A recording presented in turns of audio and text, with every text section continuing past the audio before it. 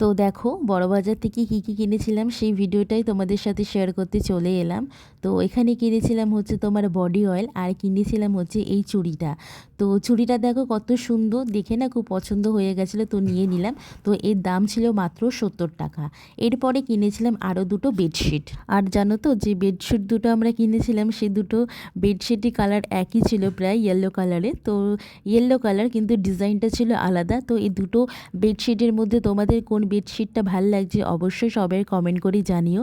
আর কিনেছিলাম এই একটা বাক্স সাজাগুজা জিনিস রাখার জন্য। তো এরপরে কিনেছিলাম আরও দুটো চুড়িদার। তো কিনেছিলাম আরও দুটো 2 পিস, একটা আমার জন্য একটা দিদির জন্য। আর জানো তো কালার দুটো খুব মিষ্টি ছিল, একটা ছিল গ্রিন কালার আর একটা ছিল পিঙ্ক কালার। দুটোর ডিজাইনটা আলাদা ছিল। যাই হোক, তো একদিন অবশ্যই তোমাদেরকে পরে দেখাবো, আর সবাই কমেন্ট করে বলো যে কেমন হয়েছে।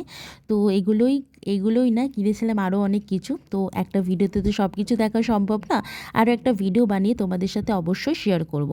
তো বড়বাজার থেকে কিছু মেডিসিনও কিনেছিলাম। বড়বাজার যেহেতু গেছিলাম, যেগুলো আমাদের নিত্য প্রয়োজনীয় মেডিসিন সেগুলোই কিনেছিলাম। তো চলো দেখতে থাকো আমার মিনি ব্লগগুলো, আর সবাই অবশ্যই কমেন্ট করে বলো কেমন হয়েছে। সবাই ভালো থেকো, সুস্থ থেকো।